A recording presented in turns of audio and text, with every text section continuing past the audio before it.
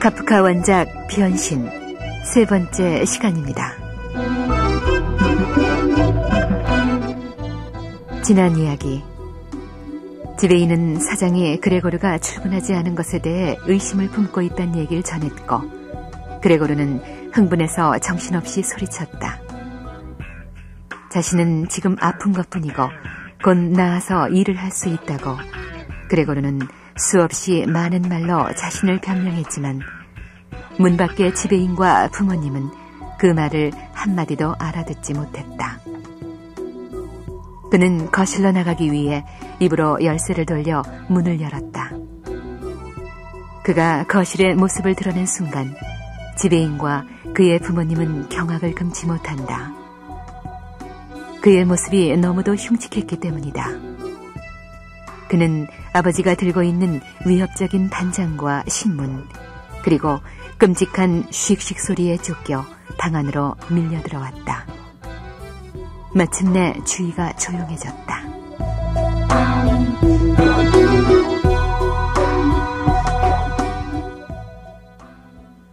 저녁 무렵에야 그레고르는 겨우 혼수 상태와 같은 깊은 잠에서 깨어났다. 충분히 자고 충분히 쉬었다. 천장과 가구 위에 가로등에 파란 불빛이 흘러들어와 비치고 있었으나 방바닥 위에 그레고르의 주위는 어두웠다. 그레고르는 더듬이를 이용해 더듬으면서 무슨 일이 일어났는지 알아보려고 천천히 문 쪽으로 기어갔다. 왼쪽 옆구리에 길다란 상처가 생겨 불편하게 당겼으며 좌우 두 줄 다리들을 규칙적으로 절뚝거려야 했다. 게다가 다리 하나는 오전에 있은 소란으로 심한 부상을 입고 있었다. 다리를 하나만 다친 것도 기적에 가까웠다. 그 다리는 감각을 잃은 채 질질 끌렸다. 무엇이 그를 문 앞까지 오도록 유혹했는가를 그 앞에 다다라서야 알게 되었다. 그것은 음식 냄새 때문이었다. 잘게 썬 빵이 둥둥 떠있는 우유를 담은 그릇이 놓여 있었다. 그레고르는 기쁜 나머지 소리를 내어 웃을 뻔했다. 아침나절보다도 배가 훨씬 더 고팠기 때문이다.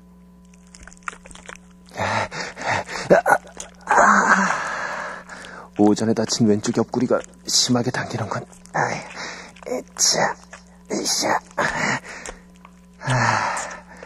내가 좋아하는 거잖아. 이 우유는 누이 동생이 내 생각을 해서 넣어준 게 분명해. 그는 곧 우유 속에 눈까지 잠길 정도로 머리를 집어넣었다.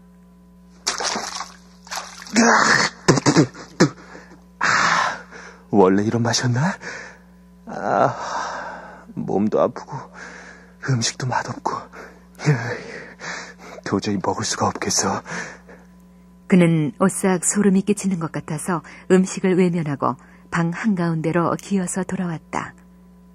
문틈으로 내다보니 거실에는 가스등이 환하게 밝혀져 있었다. 평소 같으면 아버지가 석간신문을 어머니나 누이 동생에게 소리 높여 읽어주었을 텐데 지금은 아무 소리도 들리지 않았다. 집안에 사람이 전혀 없지는 않을 텐데 주위가 너무 조용했다. 어쩌면 이렇게들 조용하게 지낼 수가 있을까? 집안에 아무도 없는 것만 같아. 눈앞의 어둠을 지켜보면서 그는 부모님과 누이 동생을 이런 좋은 집에서 생활할 수 있게 해준 자신이 대견하다고 생각했다. 그러나 이 안락과 이 행복, 이 만족의 일체가 지금 무서운 종말을 보게 된다면 어떻게 될 것인가. 그런 상념들을 떨쳐버리기 위해 차라리 몸이라도 움직여보는 게 낫겠다고 생각한 그레고르는 방 안을 이리저리 기어다녔다.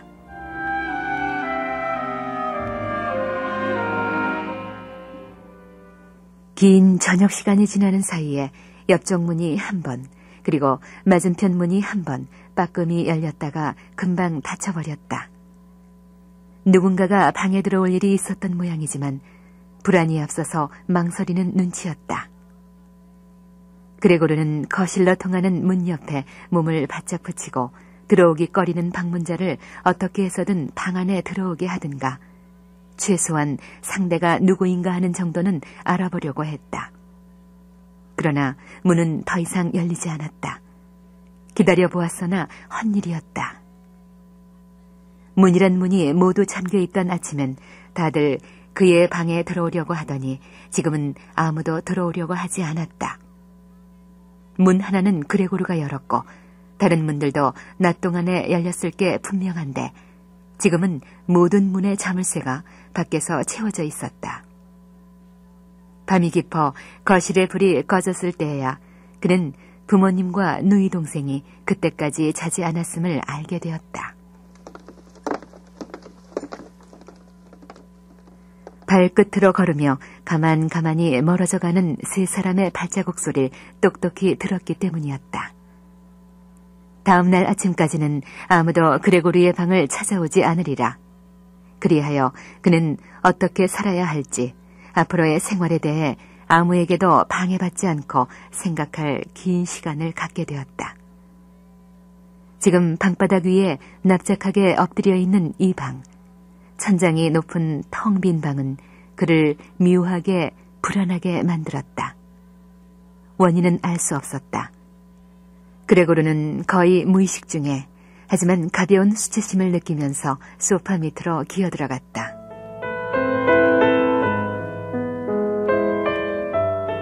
등 허리가 약간 눌리고 고개를 쳐들 수는 없었지만 소파 밑은 아주 편안했다. 단지 몸통이 너무 커서 전신이 완전히 들어가지 않는 것만이 유감스러웠다. 그레고르는 소파 밑에 엎드린 채로 가끔은 꾸벅꾸벅 졸기도 하고 이따금 공복감 때문에 잠에서 깨어나기도 하고 또 걱정과 막연한 희망에 사로잡히기도 하면서 하룻밤을 보냈다.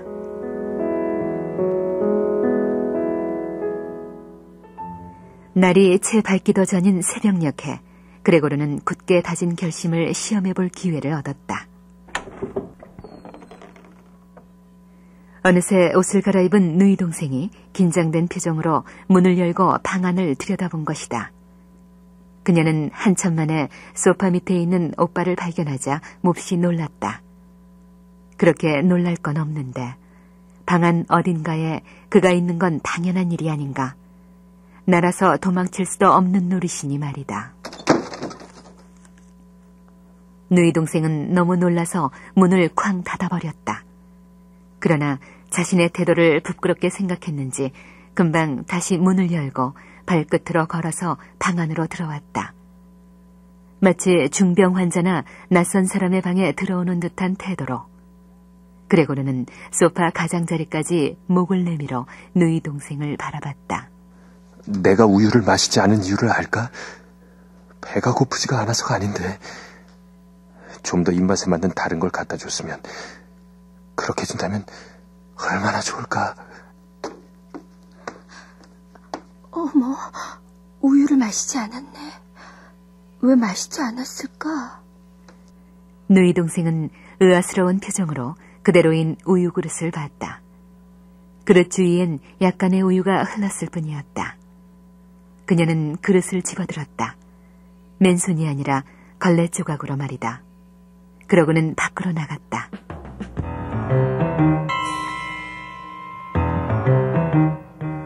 이번엔 무엇을 가져다 줄 것인가 하고 그레고르는 가슴을 두근거리며 이것저것 상상을 해보았다. 그러나 누이 동생이 친절한 마음에서 가져온 걸 보고는 말문이 막혀버렸다. 그녀는 오빠의 기호를 시험해보기 위해 여러 가지 음식물을 한꺼번에 갖고 와서 그것들을 헌 신문지 위에 늘어놓았다. 반쯤 썩은 묵은 야채와 소스가 말라붙어 있는 저녁 식사 때 먹다 남은 뼈다귀, 건포도와 편도 몇 개. 그레고르가 이틀 전에 이런 것도 먹을 수 있는 것이 아니냐고 말했던 치즈, 아무것도 바르지 않은 빵과 버터를 바른 빵, 똑같이 버터를 발라 소금을 뿌린 빵, 또 그레고르 것으로 정해졌을 접시를 갖다 놓고 거기에 물을 따랐다. 그리고 그레고르가 그녀 앞에서는 먹지 않을 거라는 걸 알았는지 세심히 신경을 써서 급히 방을 나가더니 자물쇠를 채웠다. 다른 사람이 보지 않으니 마음 편히 먹으라는 그녀의 신호였다. 먹으러 가기 위해 그의 다리들이 꿈틀거리기 시작했다. 상처는 어느새 다 나아버린 모양이다. 이제는 아무데도 아픈 데가 없다.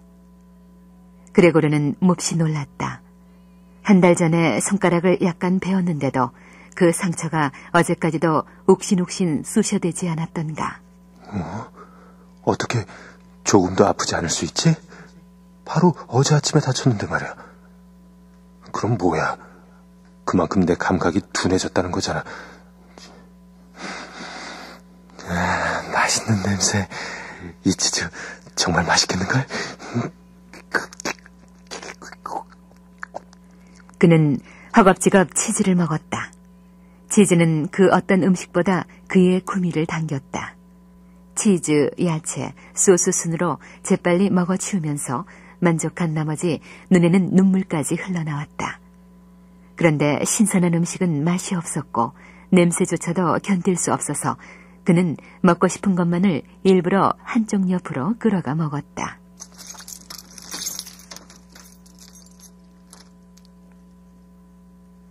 먹고 싶은 걸 다 먹어치운 후 원래의 위치에서 태평스럽게 뒹굴고 있는데 누이 동생이 천천히 열쇠를 돌리는 소리가 들렸다. 몸을 숨기라는 신호였다. 막 잠이 들려는 상태였음에도 불구하고 그는 그 소리에 놀라 급히 소파 밑으로 기어들어갔다. 누이 동생이 방 안에 있는 동안의 짧은 시간조차 소파 밑에 들어가 있는 일이 그레고르로서는 쉽지 않은 고역이었다. 음식을 양껏 먹었기 때문에 배가 불러 그 비좁은 장소에서는 숨조차 제대로 쉴 수 없었기 때문이다. 치즈랑 야채, 고기를 먹고 빵엔 입도 되지 않았네. 누이 동생은 남은 음식들을 빗자루로 쓸어 담았다. 일단 이곳에 가지고 온 음식은 입을 대지 않은 것도 쓸모없다는 식이었다. 그레고르는 숨이 막혀 질식할 것 같은 상태에서 약간 튀어나온 눈으로 누이 동생의 모습을 봤다. 그녀는 모든 음식을 재빨리 통 속에 쓸어넣고는 나무 뚜껑을 닫은 후에 방 밖으로 들고 나갔다. 누이 동생이 몸을 돌리자마자 그레고르는 소파 밑에서 기어나와 기지개를 켜며 느긋한 자세가 되었다. 아휴, 정말 혼났네. 잔뜩 먹어서 소파 밑에선 숨도 제대로 쉴 수 없었어. 정말 편하다.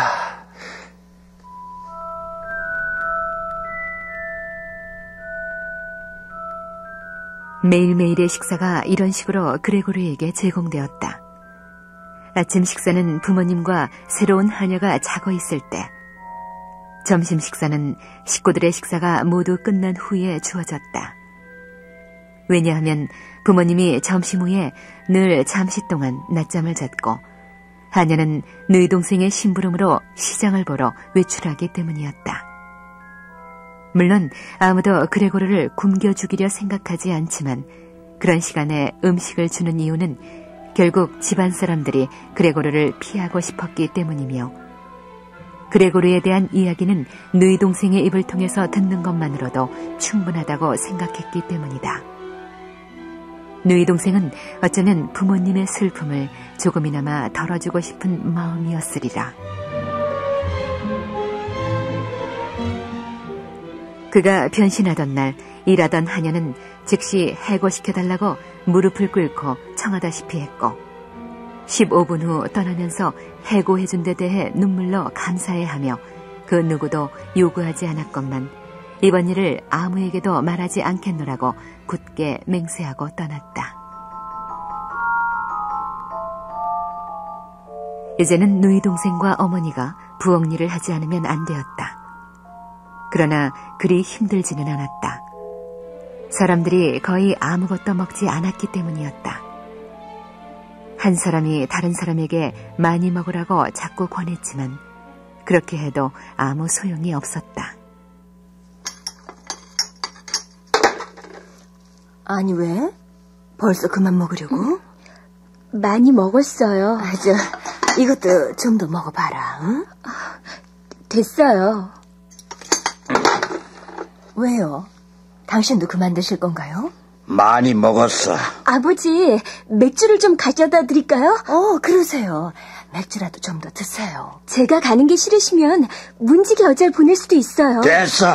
안 마시겠다. 그만둬.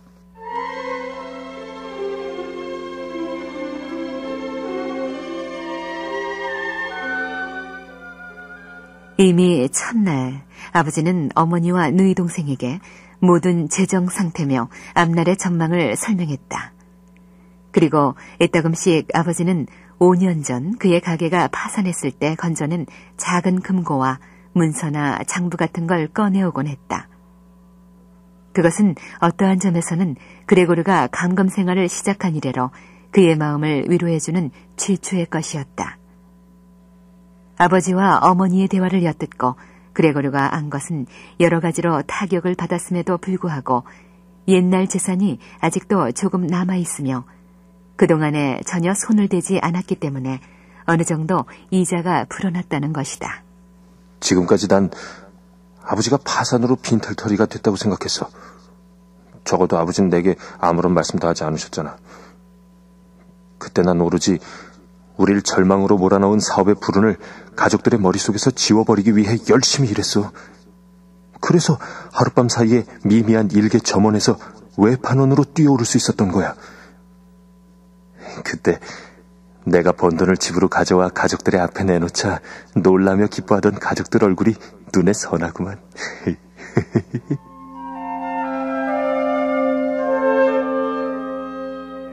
돈이 조금 있다고는 하지만 그 정도의 적은 이자로 한 집안의 생활을 꾸려나갈 수는 없다. 아마 1년이나 기껏해야 2년 정도 연명할 수 있을 것이다. 결국 그것은 손을 대서는 안 될 돈이었고 만일의 경우를 대비해 남겨두어야 할 정도의 금액에 지나지 않았다. 생활비를 벌어야 했다. 하지만 난 자신이 없어. 하지만 당신은 건강하시잖아요. 건강하긴 하지만 나이가 나이인데다 아무런 일도 하지 않고 5년을 보냈잖아. 평생 고생만 하다가 처음으로 얻은 휴가라고 할 수 있는 이 5년 동안 난 살만 쪘어. 이젠 자유롭게 움직일 수도 없다고. 하지만 난 집안을 왔다 갔다 하는 것도 힘들 지경이. 전신이 더 심해져서 요즘은 호흡곤란이 더 심해지셨어요. 어머니가 일을 하신다는 건 정말 무리예요. 제가 나가서 돈을 벌어오겠어요. 안 된다, 하가야. 넌 너무 어려. 네가 뭘 할 수 있겠니? 그래, 그레테. 너한테 이 집안의 무거운 짐을 떠맡길 수는 없다.